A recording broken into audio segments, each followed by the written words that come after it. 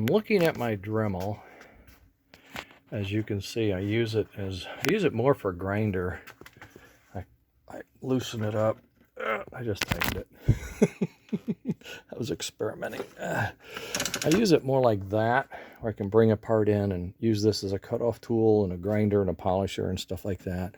But what I really need to do now is mill. This needs to be a mill. And it's held in down here by a big nut. Oops, my finger's in the way and you can't see it. Okay, there's a big nut right there, and that just screws it into this piece. That's it. It's the only attachment. If you look up here, between the blue and the black, they slide so there's no movement. But if you see this shaft moves with it. However, get that out of the way, and if I go full travel, there's more travel. Okay. There we go. There's full travel. That screw goes way down inside there. So that what I would have to do is bring something up on top of this that would screw down in that same shape. It has to go down that hole, okay? Same shape with a threaded, or not a thread, but a clearance hole for a big screw to go down, anchor that, but then it has to come out here and reach around, and it has to be, no, not the spacer, but it has to reach around like this and become shoulders, here like shoulders, and capture this part and hold it to that. So it's slip down here and be a real shaped fit, screw to that, and then that would give us a locking point here and a locking point up here. Even though I go all the way down, if it's still locked up at that point, then this should be pretty stable. It still has some wiggle like that, but I think that would help stiffen that even. I do. My challenge is, this is the only part that goes up and down together, that big rod and this thing. So then, to keep it from rocking, I'd have to count on this doing it. Is all I could do. I might be able to come in here and bring a piece from up here down to here, or on the outside. Surely you could do the outside, right? Well, this is open so you can do things. This is open for vent. So you only have this spot here. That's a vent. That's a spot. That's open. This is all a spot. So you could attach some things here and come up here and attach it. Aha! Well then, let's back up a little more and say, what if it was something you brought it in here and attached it, and then brought it up over here, down like this, and it was all made this, and a framework, made a framework like this, that bar out to here, up, over to the bar, back to the bar, then that becomes a frame. Now this whole thing can pivot. I can't help that. But all I really want to do is get 11,780 rotations of this tool, so I can cut that groove in these engines. This fits, you see. It will fit. And some of the things I have here are suboptimal, and I would like to try to do it in a way that I think would work. And one of the problems I have is this machine, a new real lathe weighs 150 pounds and is $900. I found one used for $500 or $400, but it still weighs 125 pounds. If I could beef this up enough, all I'm doing is machining clearances so far. That will change. But I think I can do a good enough job for what I want to do. I think I can. You see, what I want to do is convert this into an open bottom. There is an open bottom version of these engines. what they did was, they, with the wheels off, thought I had one with the wheel off. Oh, here it is, here, okay. Let go, okay. Here we go, here's one with the wheel off. So what we're gonna do is, we're gonna make this a slot, and we're gonna whack it off right there, just right there, right at the top of that, all the way across. Cut that off. Now that's a lot of weight. I know, it's gonna lighten it up. Then replace this with a piece of 3D print that comes in, goes around, comes over here, does all that, and will capture an axle. Now, if I cut it like this, this hole is like a U-shaped hole, but it's closed, right? So I'm going to have to machine it so it's more like a real U with straight arms. That way, my axles, pre-assembled with bearings, would slide down, and then the plastic piece would hold them in place. And the weight of the engine and the slot is designed and all that, so that would be that way. Oh, me. Yeah, that's a deal, isn't it? Well, it's worth a try.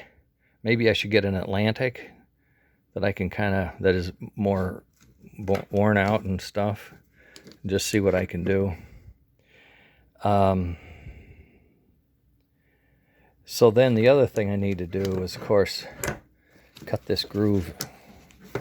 This groove here needs to be machined into here, which is what this did.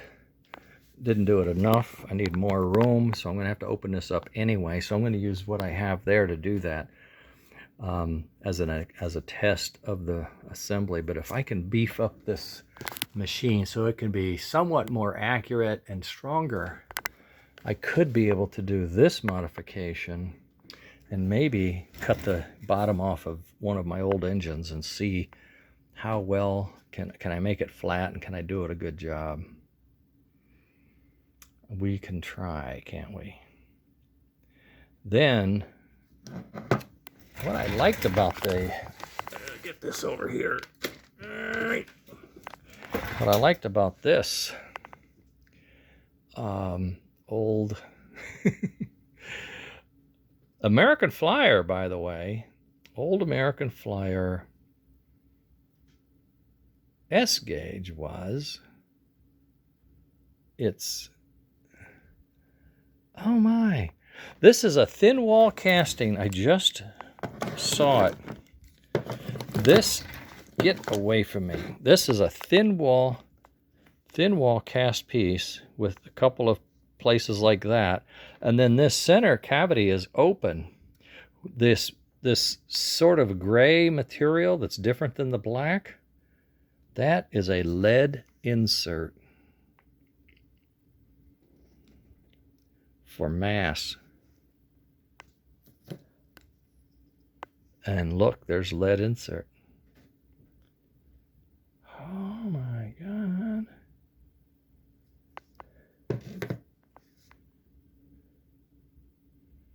Wow. That's amazing. Yeah, everything's okay, sweetie. That is amazing.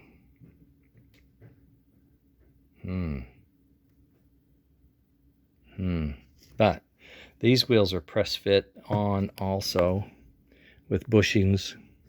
So this is a neat idea to know, because if I make my piece like that in plastic and I hollowed it out, I could put lead in my plastic, put it in, and I've got to put the plastic down for the hold the axles in, but I can have lead in the empty spaces, you know, here, here, and here, here, in the empty spaces to get more body mass. Wow, that's kind of a fun thing. That's kind of a fun thing. Well, okay. Anyway, this is my thinking thing today. I'm thinking today on this, how to improve that. I'm also thinking about my trigger. You know, the deal with this trigger on Joe's engine is. That's just a piece of metal angle. I think it's probably metal from my erector set. My grandfather's erector set. But the deal is you can put it in with one screw and it's rigid, and you can screw a switch to it and it's rigid. And as we saw with that cam screwed to the gear, it's really stable.